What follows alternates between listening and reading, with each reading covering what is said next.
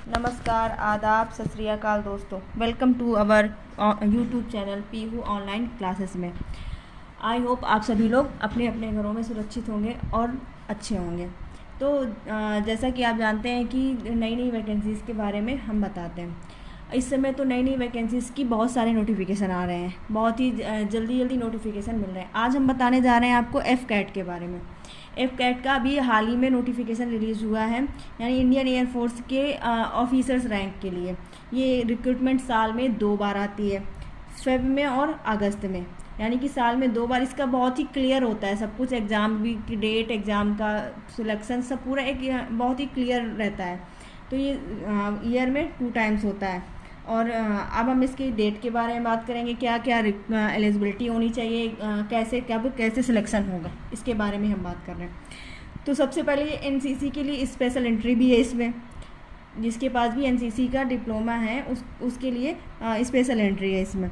सबसे पहले हम डेट के बारे में बात करें। ये 1 जून से स्टार्ट है और 30 जून इसकी लास्ट डेट है।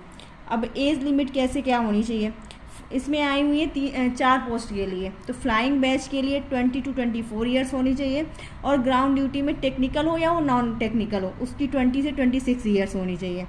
और फीस इसकी 250 रुपीज़ है। एग्ज़ाम डेट अगस्त में आएगी। डेट तो अभी डिसाइड नहीं हुई, पर इसका एग्ज़ाम साल में 2 बार होता है, एक बार अगस्त में होता है और एक बार फेब में होता है। तो ये जो अभी फॉर्म फिल होंगे उसका एग्ज़ाम अगस्त में होगा। और इसकी पेपर का बात कर लें, पेपर में कितने क्वेश्चंस आते हैं इसमें। पेपर में इसमें 100 क्वेश्चंस होते हैं और ईच क्वेश्चन 3 मार्क्स का होता है, यानी ईच क्वेश्चन 3 मार्क्स का, तो टोटल होगा 300 मार्क्स का।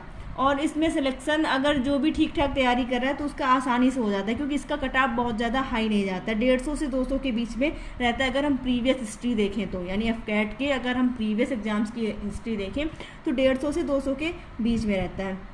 अब हम एलिजिबिलिटी के बारे में बात करेंगे। तो FCAT की फ्लाइंग पोस्ट के लिए एलिजिबिलिटी क्या है, बैचलर डिग्री होनी चाहिए in any stream with physics and mathematics. Bachelor degree होनी चाहिए और 12th में उसका फिजिक्स और मैथ्स भी होना चाहिए, और BE या BTech कोर्स कर रखा हो। अब ग्राउंड ड्यूटी टेक्निकल की बात करें हम, तो उसका एरोनॉटिकल इंजीनियरिंग होना चाहिए, इलेक्ट्रॉनिक्स में 10+2 होना चाहिए, उसका मिनिमम 60% मार्क्स होने चाहिए। फिजिक्स और मैथ्स इसमें कंपलसरी है आपके, और कम से कम 4 ईयर का ग्रेजुएशन होना चाहिए, या कोई भी इंटीग्रेटेड PG डिग्री हो इंजीनियरिंग या टेक्नोलॉजी में। तो ये होगी आपकी ग्राउंड ड्यूटी टेक्निकल में। अब हम बात करेंगे नॉन टेक्निकल एलिजिबिलिटी के बारे में। तो इसकी नॉन टेक्निकल की एलिजिबिलिटी एडमिनिस्ट्रेशन और लॉजिस्टिक्स की क्या होगी। बैचलर डिग्री होनी चाहिए किसी भी स्ट्रीम में, मिनिमम उसके 60% मार्क्स होने चाहिए, यानी कि 60% से अगर कम है आपके तो आप एलिजिबल उसके लिए नहीं हैं। और फिजिकल एलिजिबिलिटी के बारे में बात करें, एडमिनिस्ट्रेशन और लॉजिस्टिक्स के बारे में, मेल की हाइट, इसमें हाइट केवल एलिजिबिलिटी में हाइट मांगी गई है।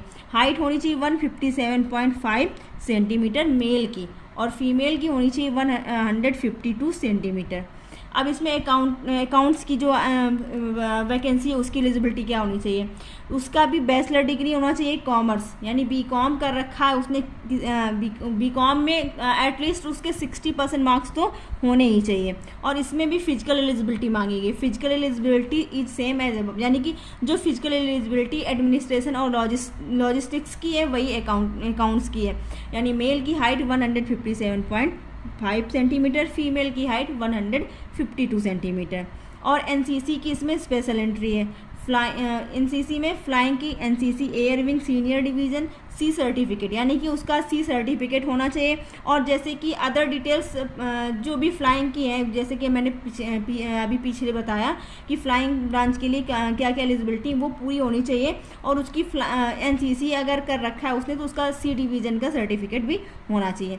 तो अब आज के वीडियो में इतना ही। उम्मीद करती हूँ आपको ये जानकारी पसंद आई होगी। अगर आपको मेरी ये जानकारी पसंद आई है तो हमारी वीडियो को लाइक करें और चैनल को सब्सक्राइब करें, ताकि इसके नए नए नोटिफिकेशन आपको मिलते रहें और आपको नई नई जानकारी मिलती रहे। धन्यवाद।